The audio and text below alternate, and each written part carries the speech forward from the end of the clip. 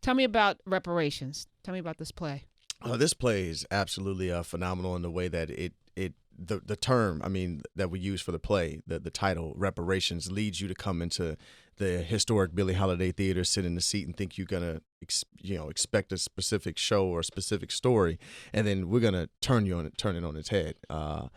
Basically, it starts off with a recently widowed white woman who's a book editor in New York City, and she goes to a book launch party, and she meets this young black writer, myself, who's trying to push this great novel, the next great detective novel, and this detective is black.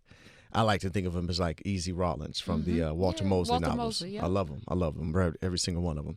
So anyway, she meets this young man, and they go back to her apartment on the Upper East Side after the party. They have a certain amount of chemistry that is undeniable, and sparks fly. And then next thing you know, some things happen, and he reveals that he knows some things about her past. And then they have to manage that. What? And go from there, yeah. What does he know? Kamal? What does he know about her past? This is like a secret. This is the thing. All right, so where does reparations come in? Where do we get our repair? When do black people get their check? When?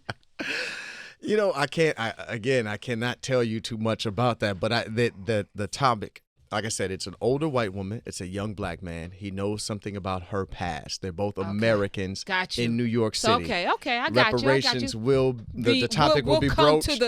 Yes. Okay. Now, as a black person from Peoria, and reparations is on the table right now because all of, every candidate who's running for president, on the Democratic side has been asked this question. Reparations, John Conyers, who just passed away, his bills come back in to play. Do you think it'll happen in our lifetime? I'm a realist and an optimist, and I say yes. You're a realist and an optimist. Yes, at the same time. Yes. Mm-hmm.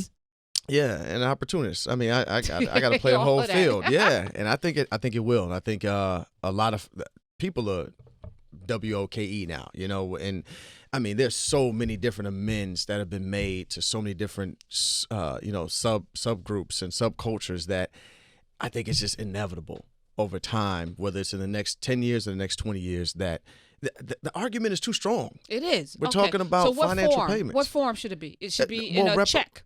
Yes, that's the only way. That's the only way that it can be. Which, if you look up the definition of reparations, we're talking about amends in the form of a payment for past wrongdoing. Right. And when the argument for reparations is that this country benefited financially, these institutions, colleges, universities, banks, J.P. Morgan, Chase, all of these things happen on the backs of black people. So guess what? We work for free.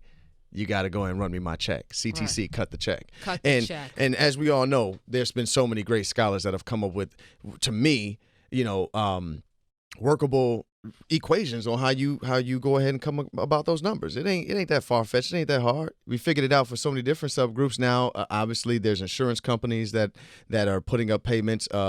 I shouldn't say that they're being a part of the movement of the reparations for homosexual individuals that were denied, certain tax benefits and things of that nature back in the day. That's a form of reparations. There's reparations made to the Jewish people for the Holocaust. Germany made those reparations. We made reparations.